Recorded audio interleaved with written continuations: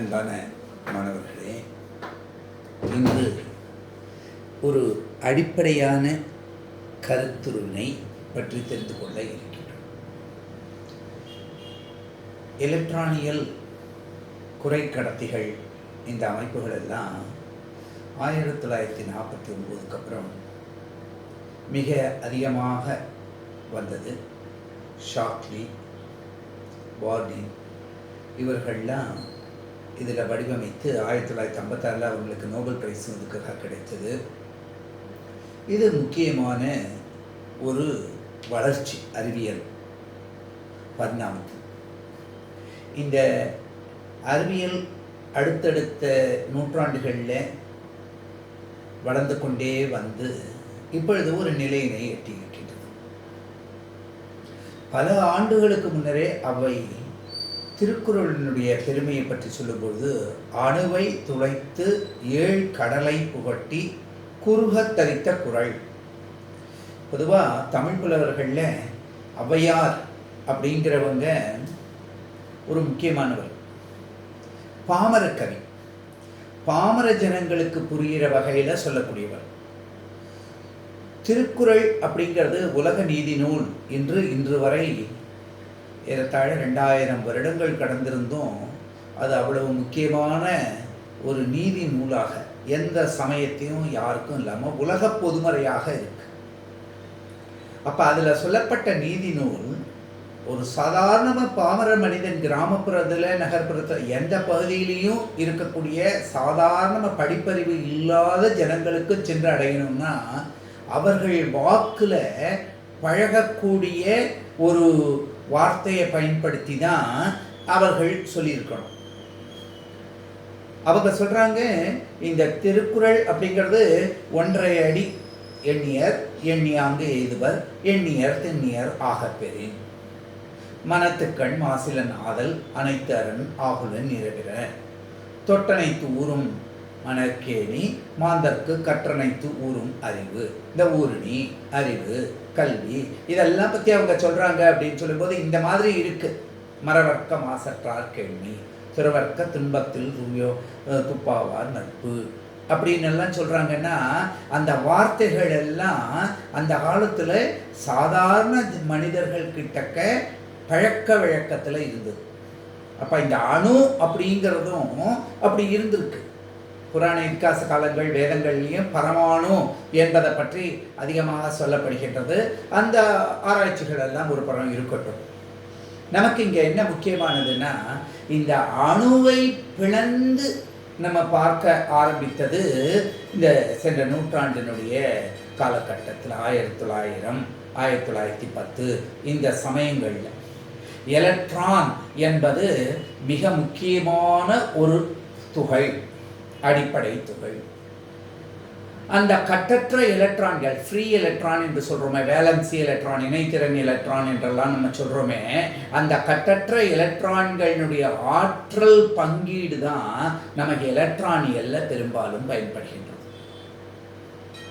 அப்போ இந்த கட்டற்ற எலக்ட்ரான்கள் எந்த முறையில் எப்படி அமைந்திருக்கு அப்படிங்கிறத பற்றி நம்ம பார்க்கும் பொழுது மிக எளிமையாக எடுத்துப்போம். ஒரு அணு எடுத்துப்போம்.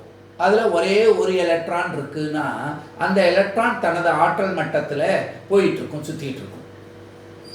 அதுக்கு அருகாமையில் மற்றொரு எலக்ட்ரான் அணுவை கொண்டு வரும் பொழுது இப்போ இந்த 2 எலக்ட்ரான்களும் ஒரே தன்மையில் இருக்குது. ஒரே ஆற்றல்னு சொல்ல பவுலியானது 2 எலக்ட்ரான்கள் ஒரே நிலையில் இருக்க முடியாதுன்னு சொல்லியிருக்காரு.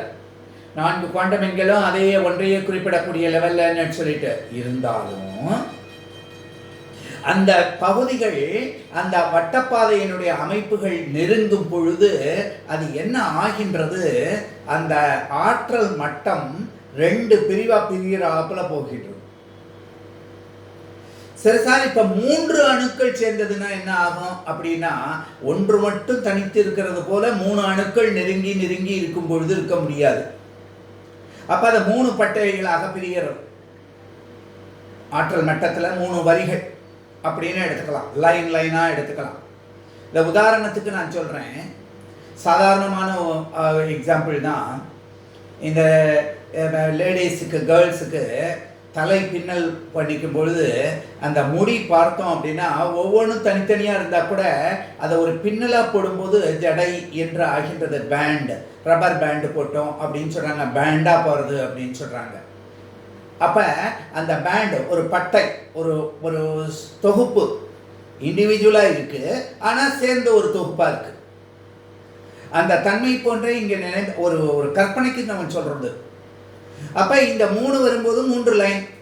ஒரு சாதாரணமான எக்ஸாம்பிள் எடுத்து பார்த்தீங்கன்னா, இப்போ இந்த மாதிரி இந்த சின்ன பையன்கள்லாம் விளையாட்டுக்கு வச்சுருப்பாங்க. ஒரு சோடா முடியில் ஓட்டை போட்டு இந்த மாதிரி வச்சு இதை வேகமாக சுட்டுட்டு இப்படியே இழுத்தோம் அப்படின்னு வச்சுங்க. அந்த இடத்துக்கிட்ட இருக்கும் பொழுது பார்த்தீங்கன்னா உங்களுக்கே தெரியும், இந்த அமைப்பில் 2ஆக பிரிகிறது பாருங்கள். இந்த இடத்துக்கிட்ட இந்த அந்த ஒரே லைன் ரெட்டையாக பிரியும். அந்த அமைப்பில் நீங்கள் சாதாரண ஒரு நூல் கம்பி எடுத்து அல்லது வீணை கம்பி, சோனாமீட்டர் கம்பி இந்த போடுறது லைட்டாக தட்டினாலே மேலு கீழமாக தனியாக பிரிகிறாப்புல இருக்கும். ஆக்சுவலாக ஒரு கம்பி தான் அங்கே இருக்குது. அதுபோல் அங்கே 2 மட்டங்கள் பிரிகிறாப்புல போகிறது. அதுபோல் 3, 4 இந்த மாதிரி ஒரு அணுவில் பார்த்தோம் அப்படின்னா பல மில்லியன் அணுக்கள் சேர்ந்து நெருக்கமாக இருக்குது திண்மப் பொருட்களில். திட, திரவ, வாயு அப்படின்னு நம்ம பிரிக்கும் பொழுதே என்ன அப்படின்னா, உதாரணமாக இந்த ரூம் இருக்குதுன்னு வச்சுங்க, ஒரு 15x15 சைஸில் ஒரு ரூம் இருக்குது. இப்போ இந்த ரூமுக்குள்ளே ஒரு 7 அல்லது 8 அணுக்கள் தான் இருக்குது. ஒரு 3 மனிதர்கள் தான் இருக்காங்க அப்படின்னா அவங்களுக்கு இது ரொம்ப ஜாஸ்தியான, அவங்க ஓடலாம், நிற்கலாம், படுக்கலாம், எல்லாம் பண்ணலாம். அப்படி இருக்கும்பொழுது அது வாயு நிலைமையில் இருக்கக்கூடியதாக இருக்குது. அதனால தான் வாயு நிலையில் இருக்கக்கூடியது பறந்து பட்டு போகிறது. அந்த ஆற்றல் அதிகமாக இருக்குது, அந்த மூலக்கூறுகளுக்கு ஆற்றல் இருக்குது. அதனால் பல்வேறு இடங்களில் தெரியறது. இதே ஒரு 500 பேர் இந்த ரூம்குள்ளே இருக்காங்கன்னு வச்சுங்க, ரொம்ப நெருக்கமாக இருக்கும். அப்போ இந்த செவத்து பகுதியில் இருக்கிறவங்கெல்லாம் செவரோடு சேர்ந்துடுறாங்க. இந்த சில ஜன்னல் இந்த மாதிரி இருக்கக்கூடிய ஓப்பனிங் இருந்ததுன்னா அது வழியாக மூக்க வச்சுட்டு புசு புசுன்னு எரிஞ்சிடறாங்க. அது வழியாக ஒருத்தர் 2 பேர் வெளியில் போயிடுறாங்க. அதுதான் திரவத்தன்மை. மூடிய பரப்புகளில் போய் ஒட்டிக்கிறது. எங்கே திறந்திருக்கோ அந்த இடத்துல ஆவியாதல் நடக்கிறது. ஆக நடுவில் இருக்கக்கூடியது சுற்றிலும் ஓரிடமான அமைப்புகளை கொண்டு சுற்றுப்புறம் இருக்குது. இந்த தன்மைகள்லாம் நம்ம பொருள்களின் பண்புகள்லேயே நிறைய படிச்சிருக்கோம். இப்போ இதே திடப்பொருளாக இருந்தது அப்படின்னா இதுக்குள்ளே ஒரு 50,000 பேரை வச்சுருந்தா என்ன இருக்கும்? ஒன்றும் வக்கலை சேர்த்து அடுக்கி வச்சாப்புல தான் இருக்கும், எந்த நடவடிக்கையும் இருக்காது. அப்போ திடம், திரவ, வாயுக்களில் இந்த தன்மை தான். ஒரு வெள்ளத்தை எடுத்தோம் அப்படின்னா, கல்கண்டை எடுத்தோம்னா அது சும்மா கருங்கல் கட்டி மாதிரி தான் இருக்குது. அதை ஒரு தண்ணியில் போட்டு கரைச்சா இப்படி அந்த அந்த டம்ளரில் ஊற்றி வைக்கும்போது அது பணம் மாதிரி இருக்கக்கூடிய இதை மூக்குக்கிட்ட கொண்டு வந்தால் ஓஹோ ஏதோ கல்கண்டு கரைசல் அப்படின்னு தெரிஞ்சுக்கிறோம். அதையே ஒரு அடுப்பில் வச்சு கொதிக்க வைக்கும்பொழுது அந்த ஆவியாக மாறும் பொழுது பக்கத்து வீட்டுக்காரங்க வந்து கேட்குறாங்க, என்ன உங்கள் வீட்டில் ஏதோ பாயசம் பண்ணுறீங்கன்னு. அப்போ அந்த மூலக்கூறுகள் எவ்வளோ அளவுக்கு பரவுகிறதுன்னு பாருங்கள். அதுதான் நம்ம தெரிஞ்சுக்கணும். அப்போ திண்மப் பொருள்களை பற்றி தான் இங்கே நம்ம படிக்க போகிறோம். அந்த திண்மப் பொருள்களில் பல மில்லியன் இருக்கும் பொழுது இந்த இணைதிறன் எலக்ட்ரான்கள்லாம் சேர்ந்து ஒரு பட்டையாக இருக்குது. அந்த நிலையை ஆற்றல் பட்டை அப்படின்னு சொல்கிறோம், எனர்ஜி பேண்ட். இந்த தன்மையை முதல்ல நீங்கள் தெரிஞ்சுக்கணும். அப்போ நம்ம இந்த எனர்ஜி பேண்ட் அப்படிங்கிறது இப்போ பொதுவாக ஒரு வடிவத்தில் ஆற்றல் மட்டத்தை இப்படி உயர்ச்சியில் எடுத்துக்கிட்டோம்னா இதில் இந்த மட்டங்கள் எப்படி எப்படி இருக்குது அப்படிங்கிறத கற்பனை பண்ணணும். மேலும் மறுபடியும் ஒரு அமைப்பை சொல்கிறேன், கவனிங்க. ஒரு பல்லடுக்கு மாடி குடியிருப்பு, ஒரு அப்பார்ட்மெண்ட் அப்படின்னா ஃப்ளாட்டாக இருக்குது. கிரவுண்ட் ஃப்ளோர் இருக்குது, ஃபர்ஸ்ட் ஃப்ளோர் இருக்குது, செகண்ட் ஃப்ளோர் இருக்குது. இப்போ இதில் தவிர்க்கப்பட்ட இடங்கள் இருக்குது, பொருள்கள் இருக்கிற இடங்கள் இருக்குது. என்ன, இப்போ நான் நின்றுட்டு இருக்கிறது தரைத்தளம், அந்த தளம் அப்படிங்கிறதுல இருக்குது. இப்போ மேலே சீலிங் ஃபேன் இருக்கிறது நம்ம சீலிங்கில் இருக்குது. இந்த சீலிங்னு நமக்கு இருக்கக்கூடியது மேல் மாடிக்காரங்களுக்கு அது தரைத்தளமாக இருக்குது, அவங்களுக்கு பேஸாக இருக்குது. அப்போ அந்த தளத்தில் இந்த மாதிரி ஃபேன், லைட்டு இந்த மாதிரியான பொருட்கள்லாம் இருக்க முடியாது. இப்போ இந்த தளத்தில் இந்த டைல்ஸ் போட்டிருக்கக்கூடிய இடத்துல நிற்கிறேன்னு இது மேலே நான் இருக்க முடியாது. பெட்டு, டேபிள், புக்ஸ், இதெல்லாம் வச்சிருக்கக்கூடியதை நம்ம தெரிஞ்சுக்கிறோம். இதெல்லாம் அனுமதிக்கப்பட்ட இடங்கள் பொருட்கள் இருக்கிறதுக்கு. இப்ப அந்தரத்துல என்ன இருக்கு, ஒரு பலூன் வேணா வைக்க முடியுமே தவிர மற்றபடி நார்மலா இந்த இடத்துல தனியா பொருள் இருக்குன்னு சொல்றதுக்கு இல்லை. இது ஒரு க்ரூட் எக்ஸாம்பிள் தான் நான் சொல்றது. அதுபோல இந்த இடத்துல என்ன ஆகுது, இந்த ஆற்றல், இதுக்கு பேரு வேலன்சி பேண்ட், இணைத்திறன் பட்டை.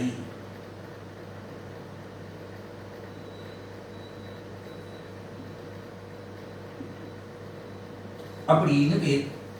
இந்த எலக்ட்ரான், ஃப்ரீ எலக்ட்ரான்லாம் சேர்ந்து இந்த இடத்துல நிறைய எலக்ட்ரான்கள்லாம் அங்கங்க இங்கெங்க இருக்கின்றது. இது இணைத்திறன் பட்டைன்னு பேர். இதற்கு மேற்கொண்டு இந்த தவிர்க்கும் பட்டை, அதுதான் ஃபார்பிடன். ஃபார்பிடன் அப்படின்னா தவிர்த்தல், எனர்ஜி கேப், தவிர்க்கும் ஆற்றல் பட்டை அப்படின்னு நம்ம சொல்றோம். Forbidden energy gap. இதுக்கு மேல என்ன இருக்கு அப்படின்னா, இதுதான் கடத்தும் ஆற்றல் மட்டம் பட்டை, பேண்ட். பேண்ட்னு சொல்றோம், கண்டக்ஷன் பேண்ட்.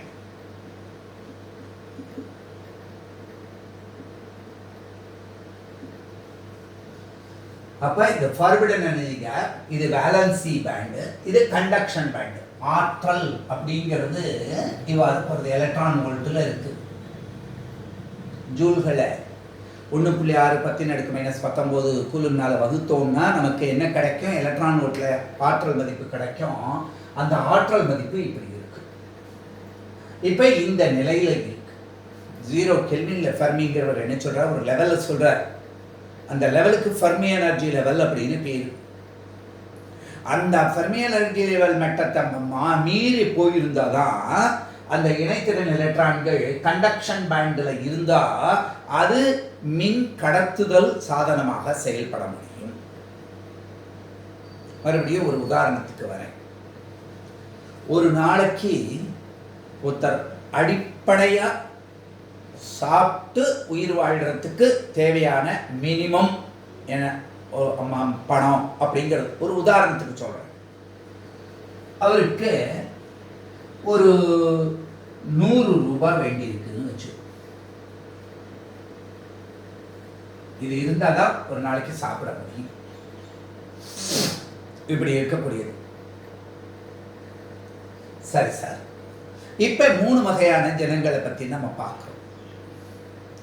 என்ன அப்படின்னு பார்த்தா, ஒருத்தர் ஒரு நாளைக்கு 2000 ரூபாய் சம்பாதிக்கிறார். ஒரு நாளைக்கு 2000 ரூபாய் சம்பாதிக்கிறார், அதுக்கு மேல சம்பாதிக்கிறார் ஒரு நாளைக்கு. அப்ப அவர்கிட்ட அந்த அடிப்படை தேவையான 100 ரூபாய்க்கு மேலேயே இருக்கிறதுனால இதை பத்தி அவருக்கு கவலையே இல்லை. எப்பொழுதுமே அந்த தன்மை இருக்கு அவர்கிட்ட. இன்னொருத்தர்கிட்ட என்ன சார் இருக்கு அப்படின்னு கேட்டா, அவர் 90 ரூபாயோ அல்லது 110 ரூபாயோ சம்பாதிக்கிறார். 90 ரூபாயோ 110 ரூபாயோ சம்பாதிக்கிறார், அந்த மட்டத்தில் இருக்க. அப்ப இவர் எப்படி இருக்காருன்னா, இந்த 90 ரூபாய் சம்பாதிக்கும் போது அவருக்கு அன்னைக்கு பற்றாக்குறையா இருக்கு. இந்த 110 ரூபாய் சம்பாதிக்கிற அன்னைக்கு ஒரு 10 ரூபாய் கூட இருக்கு. இந்த நிலையில இருக்க. இன்னொருத்தருக்கு ஒரு நாளைக்கு சம்பளமே 30 ரூபாய் தான். அப்ப வறுமை கோட்டுக்கு ரொம்ப கீழே இருக்காரு, பெக்கர் அப்படின்னு நம்ம சொல்றோம். அந்த லெவலுக்கு ரொம்ப கீழே இருக்கிறதுனால இவரால் எந்த சமயத்திலையும் மிகுதிய பணம் இருக்குன்னு சொல்லவே முடியாது. ஏன்னா 3 நாளைக்கு சேர்ந்தா கூட அவருக்கு அந்த தன்மை வரல. இவர் சில நேரத்தில் அதிகமா இருக்கு, இவர் எப்பொழுதுமே அதிகமா இருக்கு. இது ஒரு உதாரணம், இதை மனசுல வச்சுங்க. இப்ப இங்க பார்ப்போம். இப்ப என்ன ஆகுது, கடத்திகள் அப்படின்னு நம்ம எடுத்துக்கிறோம். இந்த கடத்திகள்ங்கிறதுல இந்த வேலன்சி பேண்ட் அப்படிங்கிறது எங்க இருக்கு அப்படின்னா, இந்த மட்டம் வரையிலும் இருக்கக்கூடியதா இருக்கு. ஆனா கண்டக்ஷன் பேண்ட் எங்க சார் ஆரம்பிக்கிறதுனா இங்க இருக்கு. கண்டக்ஷன் பேண்ட் இங்க இருக்கு, வேலன்சி பேண்ட் இங்க இருக்கு. கண்டக்ஷன் பேண்டினுடைய தன்மை இப்படி இருக்கு. அப்ப பாருங்க, இந்த ஃபர்பிடன் எனர்ஜி கேப்ங்கிறதே இங்க என்ன ஆகின்றது அப்படின்னு பார்க்கிறோம். ஃபர்பிடன் கேப் அப்படின்னு சொல்லக்கூடியது ஜீரோவா இருக்கு. ஏன்னா இந்த இணைத்திறன் பட்டைங்கிறது கடத்தும் பட்டைக்கு மேல பொருந்தி இருக்கிறதுனால இந்த 2000 ரூபாய் சம்பாதிக்கிறவருக்கு இந்த 100 ரூபாய்க்கு மேலதான் எந்த சமயத்திலையுமே இருக்கு. அந்த காரணத்தினால எந்த நிலையிலையும் அவர் சமாளிக்க முடியும். அப்ப அது போல இங்க இணைத்திறன் மட்டத்துல இருக்கிற எலக்ட்ரான்கள் எப்பொழுதுமே இந்த கடத்தும் ஆற்றல் பட்டை மட்டத்துல இருக்கிறதுனால அவை எந்த காரணத்தை கொண்டும் கடத்தும் தன்மையினை மேற்கொள்கின்றன. ரொம்ப ரொம்ப முக்கியமானது. அப்ப இவற்றை நாம என்ன சொல்றோம், கடத்திகள் அப்படின்னு சொல்றோம். சரி சார், அப்ப அது கொடுக்கிற மின்தடை இந்த மதிப்புகளை எப்படி தெரிஞ்சுக்க முடியும்? அதுக்கு தான் நம்ம என்ன சொல்றோம், ரெசிஸ்டிவிட்டி, மின்தடை எண், ஸ்பெசிபிக் ரெசிஸ்டன்ஸ் அப்படின்னு சொல்றமே, ரோ என்று சொல்லக்கூடியது. அதுக்கு தமிழ்ல என்ன எழுதணும், மின்தடை எண். அது என்ன நெடுக்கத்துல அமைஞ்சிருக்கு இத்தகைய பொருளுக்கு அப்படின்னு நம்ம பார்த்தா அந்த இதுக்கு 10⁻² ஓம் மீட்டர்லேருந்து ஆரம்பிச்சு 10⁻⁻8 ஓம் மீட்டர் வரையிலும் இருக்கக்கூடியதா இருக்கு. இதெல்லாம் கடத்திகள். மின்தடை எண்ணுக்கு என்ன வாய்ப்பாடு, ρ R × A/L. அதனாலதான் A மீட்டர் ஸ்கொயர், இது மீட்டர், அதனால இது R ஓம் மீட்டர் அப்படின்னு அலகு எழுதுறோம். மின்சாரத்தை பொறுத்தவரை எலக்ட்ரான்கள், கட்டுராத எலக்ட்ரான்கள் ஒரு இடத்துல இருந்து இன்னொரு இடத்துக்கு மின்புலத்தின் காரணமாக மின் ஆற்றல் கொண்டு இயங்குவதன் காரணமாக தான் மின்னோட்டம் ஏற்படுகிறது. அதனால தான் அவற்றை கடத்திகள் அப்படின்னு சொல்றோம். அப்ப மின்சாரத்தை கடத்திகள்ல இந்த வேலன்சி பேண்டு கண்டக்ஷன் பேண்ட் மேல ஓவர்லாப் ஆகிருக்கிறதுனால அந்த ஃபர்பிடன் எனர்ஜி கேப் ஜீரோவா இருக்கு. இந்த தன்மையை நம்ம தெரிஞ்சுக்கிறோம். சரி சார், அடுத்து நம்ம என்ன பார்க்கிறோம் அப்படின்னு பார்த்தா இந்த காப்பான்கள்.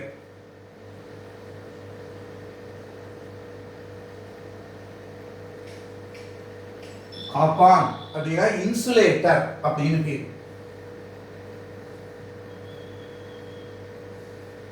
கரப்பான் பிடிக்கக்கூடாது, காப்பான். அப்ப இங்க என்ன சார் நடக்கிறது அப்படின்னு பார்த்தா இந்த வேலன்சி பேண்ட் அப்படிங்கிறது இங்க இருக்கு, கண்டக்ஷன் பேண்டுங்கிறது இந்த இடத்துல இருக்கு. அப்ப இந்த ஃபர்பிடன் எனர்ஜி கேப் இருக்கே, இது ரொம்ப ஜாஸ்தியா இருக்கு. ஃபர்பிடன் எனர்ஜி கேப் அப்படிங்கிறது இன்சுலேட்டருக்கு ரொம்ப ஜாஸ்தியா இருக்கு. எவ்வளவு ஜாஸ்தியா இருக்கு சார்? இது பாரு, இது எனர்ஜி தானே, எலக்ட்ரான் வோல்ட்ல தானே இருக்கு. இந்த difference greater than 6 electron volt. எப்ப 6 எலக்ட்ரான் வோல்ட்டுக்கு மேல இந்த கேப் வேலன்சி பேண்டுக்கும் கண்டக்ஷன் பேண்டுக்கும் இருக்கோ அந்த சமயத்துல வெப்பநிலையிலையோ மற்ற முறைகள்லையோ எந்த முறையில இங்க இருக்கிற எலக்ட்ரானுக்கெல்லாம் நீ ஆற்றலை கொடுத்தாலும் அவற்றால இந்த பொட்டன்ஷியல் ஹில்னு சொல்றோமே, to surround the potential barrier, இதுலேருந்து இதை தாண்டி இங்க வருவதற்கு ஏதுவாய் இல்லை. இப்ப இவன் ஒரு நாளைக்கு 30 ரூபா தான் சம்பாதிக்கிறான். அவனுக்கு நீ எவ்வளவு ரூபா, 10 ரூபா, 20 ரூபா, 30 ரூபா, அவன் சம்பாதிக்கிற 30 ரூபா மடங்கு அல்லது 2 மடங்கு 60 ரூபா கொடுத்தா கூட இந்த 100 ரூபாய்க்கு போகல. அப்ப அதனால அவனால என்ன செய்ய முடியல, அந்த கடத்தும் தன்மைக்கு போக முடியல, ரிச்சுங்கிற தன்மைக்கு போக முடியல. அப்ப ஒரு காப்பான் அப்படிங்கிறதுல இந்த எலக்ட்ரான்கள் பெற்றிருக்கின்ற ஆற்றல் 6 எலக்ட்ரான் வோல்ட் கேப்புக்கு தள்ளி இருக்கிறதுனால இந்த எலக்ட்ரான்களை மேம்படுத்தி அதுக்குள்ள என்ன ஆயிடும், அதுக்கு மேல ஆற்றலை கொடுத்து திணிச்சோன்னா இந்த இதை சிதை விட்டுரும். ஒரு பர்டிகுலர் லெவலுக்கு மேல லோடு கொடுத்தா அது டெஸ்ட்ராய் ஆயிடுமே தவிர கண்டக்ட் பண்ணாது, பிரேக் டவுன் தான் ஆகும். ஆக இந்த தன்மையை நம்ம பார்க்கணும். இப்ப முக்கியமா என்ன அப்படின்னு கேட்டாக்க மூன்றாவதா ஒன்ன பார்க்கணும்.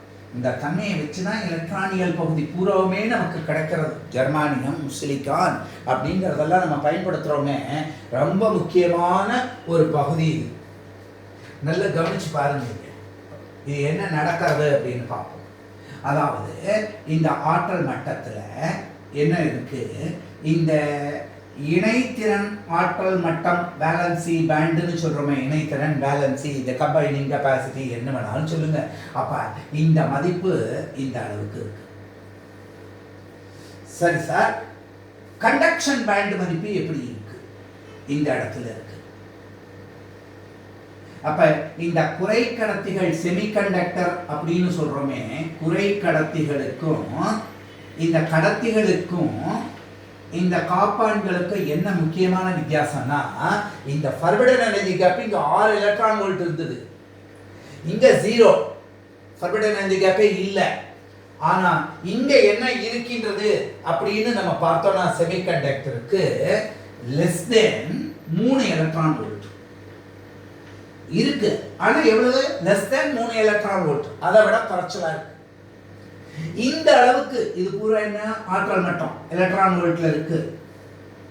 அப்ப இங்க இருக்கக்கூடிய இந்த கட்டுராத எலக்ட்ரான்கள் இருக்கு, இணைத்திறன் எலக்ட்ரான்கள், இந்த எலக்ட்ரானுக்கு நம்ம ஆற்றலை கொடுத்தா இந்த 3 எலக்ட்ரான் வோல்ட்டை சர்மவுண்ட் பண்ணி இங்க போய் சேர்ந்துட முடியும். அப்ப அது கடத்தும் தன்மை பெறுகின்றது. இதுக்கு ஒரு எதிராக்க சார்பு கொடுக்கும் பொழுது இந்த ஃபர்பிடன் எனர்ஜி கேப் அதிகரிக்கும் பொழுது ஆட்டோமேட்டிக்கா என்ன ஆக முடியாது அப்படின்னு பார்க்குறோம், இந்த எலக்ட்ரானிக் போக முடியல, அப்ப கடத்தாது. அதெல்லாம் தான் பின்னாடி படிக்க போறோம். நம்ம புறவையிலான குறைக்கடத்திகள், மாசூட்டப்பட்டது அப்படிங்கிறதுல என்ன ஏதுன்னு, ஜெர்மானியம், சிலிக்கான் அப்படிங்கிறத பற்றிலாம் நம்ம தெரிஞ்சுக்க போறோம். சரி சார், இங்க சொன்னீங்க ரெசிஸ்டிவிட்டியினுடைய மதிப்பு, மின்தடை எண்ணுடைய மதிப்பை பற்றி சொன்னீங்க கண்டக்டர்ஸுக்கு.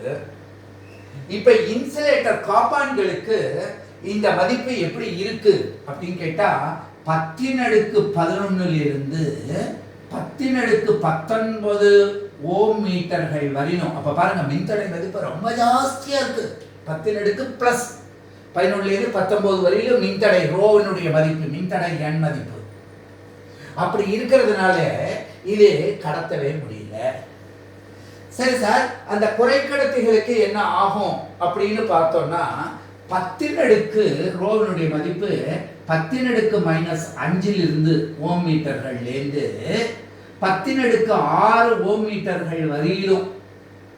அப்ப பிளஸ் மைனஸ் இருக்கு. சில நேரங்களில் மின்தடை எண் ஜாஸ்தியா இருக்கு, அப்ப கடத்தாது. எப்ப இது ரொம்ப குறைச்சலா போடுறதோ, இங்க பாருங்க இந்த மைனஸ்ல இருக்கிற லெவல்ல இருக்கு இல்லையா, அப்ப அது கடத்தும்.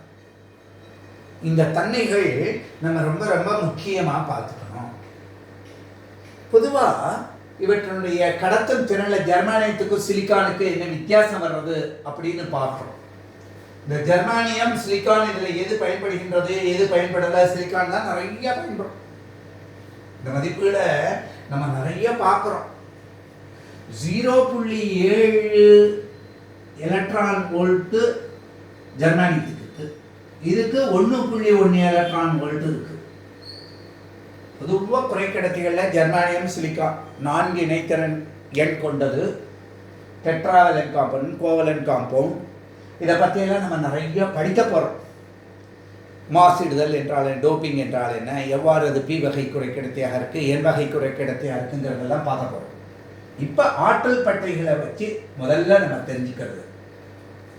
பொதுவாக இந்த ஆற்றல் பட்டைகளினுடைய வடிவம் எதனால் வர்றதுன்னா, ஒரு தனித்த அணுவில் அந்த எலக்ட்ரான் அதனுடைய ஆற்றல் மட்டத்தில் இருக்கும்போது ஒரு வெட்டப்பாதையில் இருக்குது, அதுக்கு அருகாமையில் மற்றொரு அணுவினை கொண்டு வரும் பொழுது அதே போன்றது அந்த 2 எலக்ட்ரான்களினுடைய தொகுப்பின் காரணமாக அவைகள் சற்று மாறுபட்ட நிலையிலே செயல்படுகின்றன.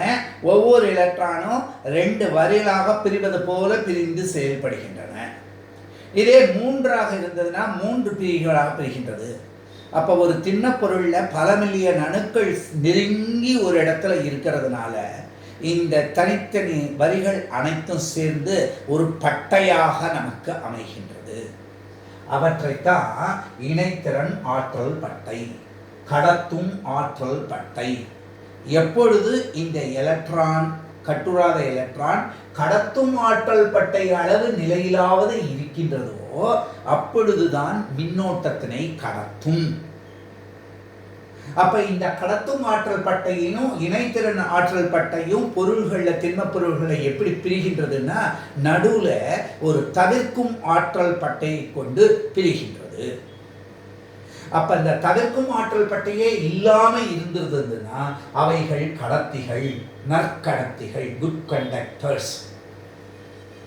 அதே ஒரு 6 எலக்ட்ரான் வோல்ட் அதற்கு மேற்பட்ட அளவில் இந்த தவிர்க்கும் ஆற்றல் பட்டையின் மதிப்பு இருந்து கீழே இணைத்திறன் ஆற்றல் மட்டமும் கடத்தும் ஆற்றல் மட்டும் மேலே இருந்தால் எந்த அளவு ஆற்றலை இந்த கட்டுராத எலக்ட்ரான்களுக்கு கொடுத்தாலும் இவையெல்லாம் வேக்கன்ட் பிளேஸ். அப்போ இங்கிருந்து இந்த எலக்ட்ரான் அங்கே செல்லும் பொழுதுதான் என்ன ஏற்படுகின்றது? ஏன்னா ஒரு நிலையில தானே இருக்க முடியும். ரெண்டா பிரிகிறது அப்படின்னா எலக்ட்ரான் இருக்கிறது ஒரு நிலை, எலக்ட்ரான் இல்லாத நிலை ஒன்று. அப்போ எலக்ட்ரான் இல்லாத நிலையெல்லாம் சேர்ந்து கண்டக்ஷன் பேண்ட்.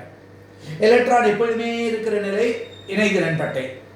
அப்போ இணைதிறன் பட்டையிலேருந்து அந்த பட்டைக்கு தாவணும். எப்பொழுதுமே ஒரு இயக்கத்தின் காரணமாக தானே ஆற்றல் பரிமாணம் வெளிப்படும்னு நம்ம சொல்கிறோம், டைனமிக். அப்போ அந்த சமயத்தில் இங்கே என்ன ஏற்படுகின்றது? இந்த வேலன்சி பேண்ட்லேருந்து இதுக்கு செல்வதற்கு இது தவிர்க்கும் காரணத்தினால இவை காப்பான்கள் அல்லது இன்சுலேட்டர்ஸ் என்பதாக இருக்கின்றது. அதை இந்த இடத்துல பார்க்கும் பொழுது குறை கடத்திகள், செமிகண்டக்டர்ஸ். இந்த குறை கடத்திகள் அப்படிங்கிறதுக்கு ஆங்கிலத்தில் என்னன்னு சொல்றோம்? செமிகண்டக்டர்ஸ். அப்ப அந்த செமிகண்டக்டர்ஸ் லெவல்ல என்ன ஆகின்றது? இந்த இணைத்திறன் பட்டைங்கிறது ரொம்ப குறைவா இருக்கு. கண்டக்ஷன் பேண்ட் அப்படிங்கிறது இருக்கு, ஆனா இவற்றுக்கு இடைப்பட்ட தொலைவு இருக்கே, இந்த ஃபர்பிடன் எனர்ஜி கேப்பினுடைய மதிப்பு 3 எலக்ட்ரான் வோல்ட்டுக்கு குறைவாக இருக்கின்றது. அந்த காரணத்தினால அங்க என்ன ஏற்பட முடியும்? 3 எலக்ட்ரான் வோல்ட்டுக்கு குறைவாக இருக்கு. அந்த ஆற்றல் பட்டை மாட்டாத அந்த த்ரெஷோல்டு லெவல் என்னங்கிறத நம்ம சொல்றோம். அப்ப அவ்வளவு குறைவா இருக்கிறதுனால தகுந்த அமைப்புல இந்த கட்டுராத எலக்ட்ரான்கள் இந்த கடத்தும் ஆற்றல் பட்டைக்கு தாவ முடியும். எப்பொழுது அவ்வாறு தாவுகின்றனவோ அப்பொழுது அவை கடத்துகின்றன. அவ்வாறு செல்ல முடியாத நிலையில் அவை கடத்துவதில்லை. அதனாலதான் இங்க அதனுடைய மின்தடை எண்ணுடைய மதிப்பு 10⁻⁵ ஓம் மீட்டர்லேருந்து 10⁻⁶ ஓம் மீட்டர், -5லேருந்து 6. சில புஸ்தகங்களில் இந்த எண் மதிப்புகள்லாம் பழைய புஸ்தகங்கள் NCERT அந்த புஸ்தகங்களோ அதை ஒட்டி எழுதப்பட்ட புத்தகங்கள்லையோ இருக்கக்கூடியது பார்த்திங்கன்னா எண் மதிப்பில் சற்று மாறுபாடு இருக்கும். ஆனால் புதிதாக நமக்கு கொடுக்கப்பட்ட பாடத்திட்ட புத்தகங்களில் இந்த வடிவங்கள்லாம் கொடுக்கப்பட்டிருக்கு. இப்போ அக்செப்டபிள் ரெசிஸ்டிவிட்டி வேல்யூஸ் அப்படின்னு சொல்லி கொடுத்துருக்கக்கூடியதை வச்சு மாற்றிருக்காங்க. அதாவது மாற்றிருக்காங்கன்னா மதிப்புகள்லாம் மாறல, எல்லாம் ஒரே அமைப்பு தான். ஆனால் அந்த தன்மைகளை கொடுக்க சில டேட்டா நமக்கு அப்படியே இருக்கணும்னு துல்லிய தன்மைக்காக சொல்கிறோம். அப்போ இங்கே முக்கியமாக நீங்கள் தெரிஞ்சிக்க வேண்டியது ஆற்றல் பட்டைகள், எனர்ஜி பேண்ட் தியரி அப்படின்னு சொல்கிறோம். பேண்ட் தியரி ஆஃப் சாலிட் அப்படின்னு சொல்லக்கூடியதுலேருந்து இணைத்திறன் ஆற்றல் பட்டை, கடத்தும் ஆற்றல் பட்டை, valency band, conduction band, forbidden energy gap. 0 கெல்வின்ல அதுக்கு இருக்கக்கூடிய எந்த மட்டத்துக்கு மேலே இருந்தால் கடத்தும், எதுக்கு கீழே இருந்தால் குறையும்னா ஃபர்மி லெவல் அப்படின்னு நம்ம அதை சொல்கிறது. அப்போ அது ஒரு ஸ்டாண்டர்ட் ரெஃபரன்ஸ் லெவல். இப்போ கடத்தும் இதில் ஃபெர்மி லெவல் எங்கே இருக்குது அப்படின்னு பார்த்தா இது வெல் வித்தின் கண்டக்ஷன் பேண்டு தான். ஏன்னா வேலன்சி பேண்டுக்குள்ளேயே இருக்கிறதுனால இங்கே ஃபெர்மி லெவல் ரொம்ப கீழே இருக்கிறதுனால இது போக முடியல. இங்கே சற்றே குறைவாக இருக்கிறதுனால இது தகுந்த சூழ்நிலையில் கடத்துகின்றது. அதனால் அவற்றை நாம் குறை கடத்திகள் அப்படின்னு சொல்கிறோம்.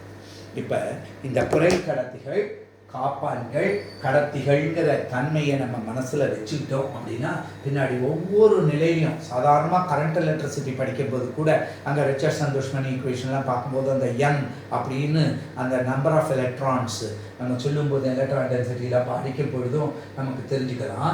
இந்த அமைப்பு இதுதான் அடிப்படை பண்பு.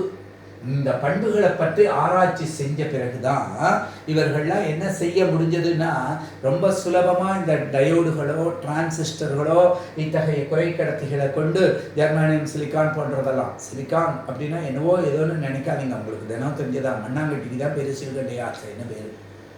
மண்ணு தான்.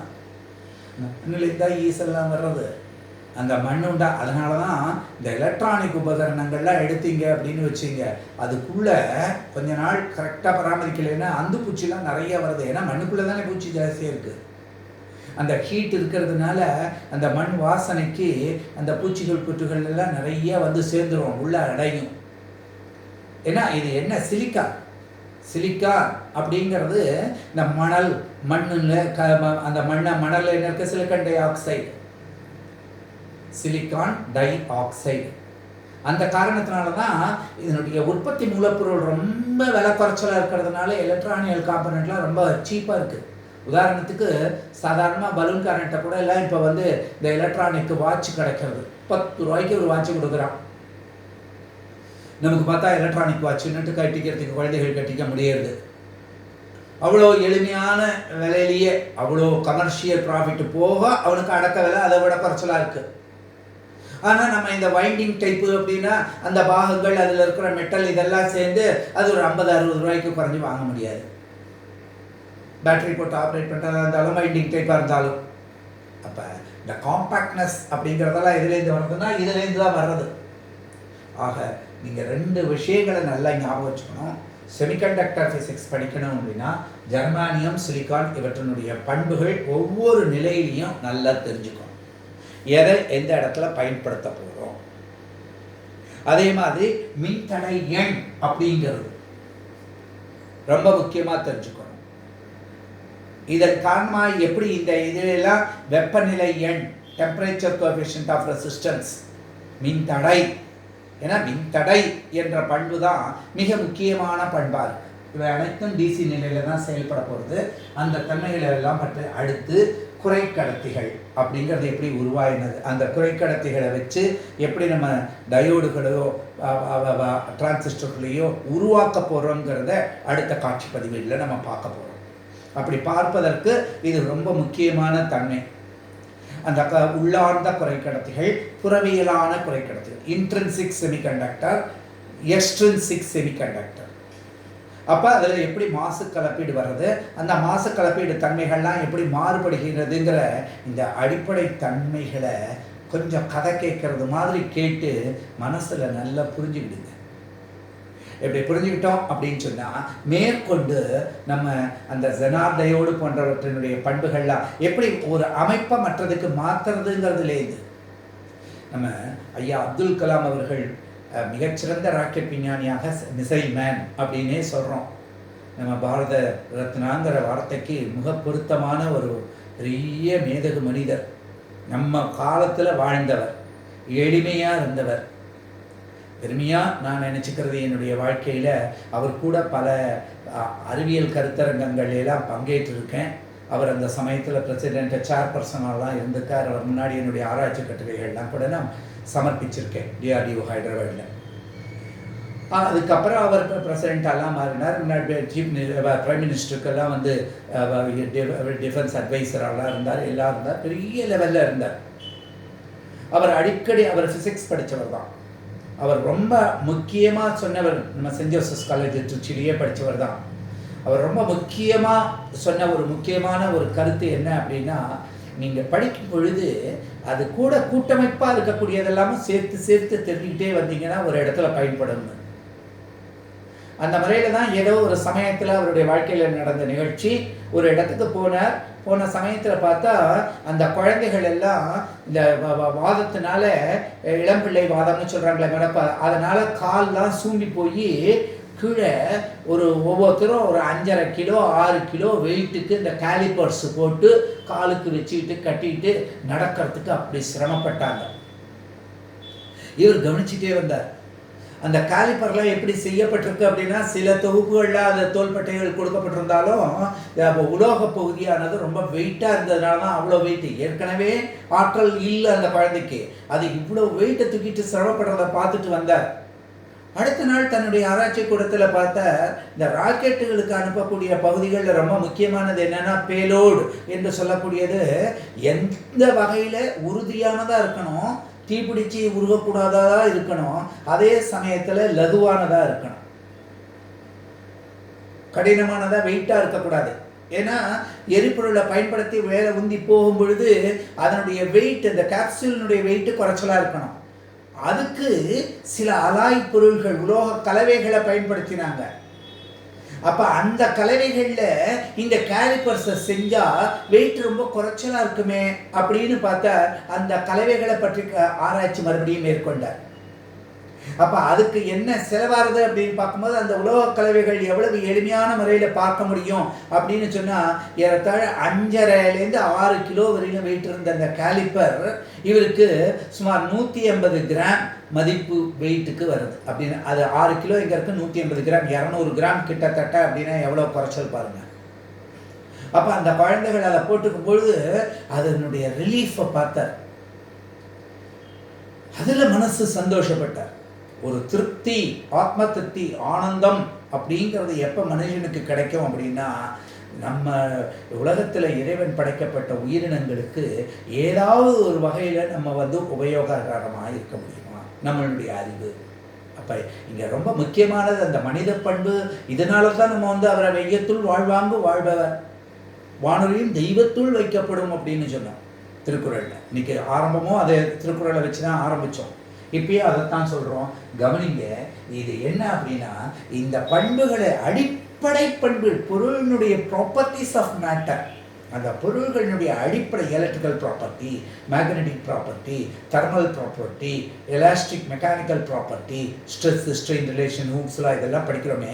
இந்த தன்மைகள்லாம் நம்ம நல்லா தெரிஞ்சாதான் ஒரு சந்தர்ப்பம் வரும் பொழுது அந்த கிரிட்டிக்கல் பாயிண்ட்ல அதை தீர்மானம் செய்வதற்கு இவை அனைத்தும் நமக்கு பயன்படும்.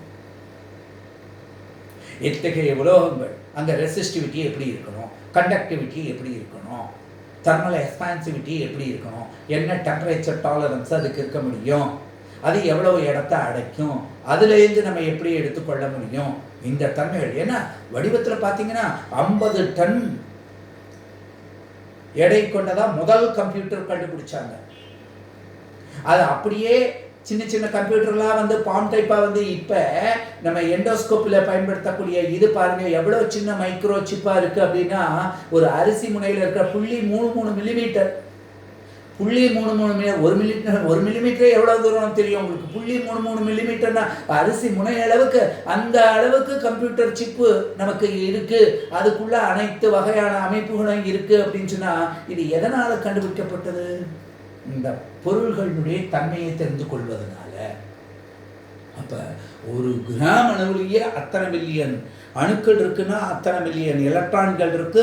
சில எலக்ட்ரான்களை கொண்டே நம்ம சாதிக்க முடியும்னா எவ்வளோ மைக்ரோகிராம், நானோகிராம் என்ற அளவில் எல்லாம் நம்ம அவற்றை தெளிவாக பயன்படுத்தி நம்ம விரயப்படுத்தாமல் சிக்கனமாக சேமிக்க முடியும் அப்படின்னு பார்க்குறோம். இந்த தன்மைகளை கொண்டு மேற்கொண்டு படிப்போம். ஏன்னா ஒரு பாடம் படிக்கும் பொழுது அந்த தன்மையை நம்ம புரிஞ்சுக்கிட்டோம்னா எப்படி பயன்படுத்துகிறாங்க ஆராய்ச்சியாளர்கள்ங்கிறத தெரிஞ்சுக்கிட்டா நமக்கு இன்னும் கொஞ்சம் இன்ட்ரெஸ்ட் வரும். அந்த காரணத்தினால தான் இவற்றையெல்லாம் பற்றி நம்ம இந்த வகுப்புகளில் பேசுகிறோம். மேற்கொண்டு அடுத்த வகுப்புகளில் இதே போன்ற அடிப்படையான பண்புகள்லாம் என்னங்கிறத பற்றி பார்ப்போம். இந்த பகுதி உங்களுக்கு நல்லா தெளிவாக புரிஞ்சிருக்கும்னு நினைக்கிறேன். அதாவது டெக்னிக்கலாக ஒரு ரொம்ப ஹை சொஃபஸ்டிகேட்டட் சயின்டிஃபிக் டேர்ம்ஸை யூஸ் பண்ணி உங்களை பயமுறுத்தலை. எளிமையாக நமக்கு தெரிஞ்சதுலேருந்தே தெரியாது, அதுக்கு தான் ஆரம்பத்துலேருந்து சொன்னோம். இனிய முறையில் எளிய இயற்பியல், எளிய முறையில் இனிய இயற்பியல். எப்படி எடுத்து மாற்றி போட்டாலும் அந்த தன்மை, அது கல்கண்டை எந்த பகுதியில் கடித்தாலும் ருசிக்குன்னு சொல்லுவாங்க. அதுபோல் இந்த ஃபிசிக்ஸை நீங்கள் எந்த பகுதியிலேருந்து சுவைத்தாலும் ரொம்ப இன்ட்ரெஸ்டிங்காக இருக்கும். மேற்கொண்டு படி. நன்றி.